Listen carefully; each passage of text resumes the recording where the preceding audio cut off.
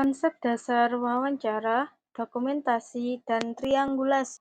Konsep dasar wawancara. Wawancara merupakan teknik utama yang digunakan dalam penelitian kualitatif untuk pengumpulan informasi secara mendalam. Jenis-jenis wawancara. Yang pertama, wawancara tidak berstruktur. Yang kedua, wawancara semi berstruktur. Dan yang ketiga ialah wawancara berstruktur. Teknik wawancara. Yang pertama, mengidentifikasikan masalah penelitian atau fenomena yang dianalisis. Yang kedua, mengembangkan desain wawancara yang mencakup pertanyaan wawancara. Yang ketiga, melakukan wawancara dengan narasumber. Yang keempat, melakukan transkrip atau transisi hasil wawancara. Yang kelima, menganalisis data yang diperoleh. Dan yang keenam, menyusun laporan hasil penelitian. Konsep dasar dokumentasi. Secara istilah, dokumen sering digunakan oleh para ahli dalam dua konteks yang berbeda. Pertama, dokumen merujuk pada sumber tertulis yang memberikan informasi. Dan yang kedua, dokumen mengacu pada surat resmi dan dokumen negara.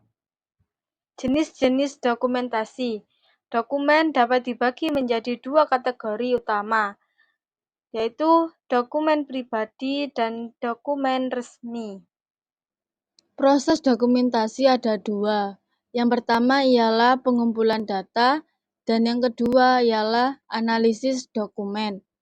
Teknik dokumentasi ada 4, antara lain yang pertama pengumpulan data, yang kedua triangulasi dokumentasi, yang ketiga penggunaan dokumentasi dalam penelitian lapangan, dan yang keempat penggunaan dokumentasi dalam penelitian studi kasus.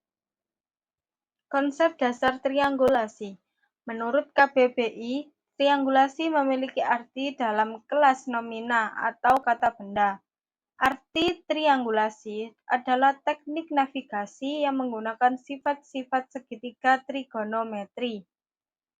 Jenis-jenis triangulasi antara lain yaitu triangulasi metodologis, triangulasi data, triangulasi peneliti, dan triangulasi teori.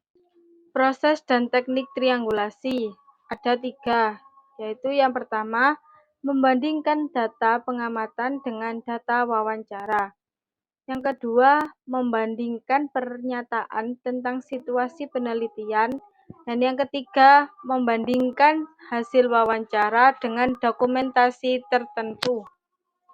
Terdapat 4 kriteria utama untuk memeriksa keabsahan data, yaitu yang pertama, derajat kepercayaan. Yang kedua, keteralihan. Yang ketiga, ketergantungan. Dan yang keempat, kepastian.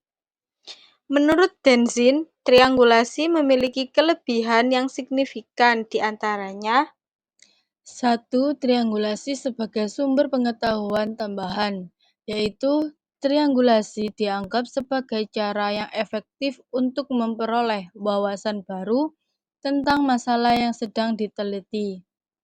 Yang kedua, triangulasi sebagai perpanjangan program penelitian, yaitu triangulasi dilihat sebagai metode yang memperluas dan melengkapi penelitian yang ada.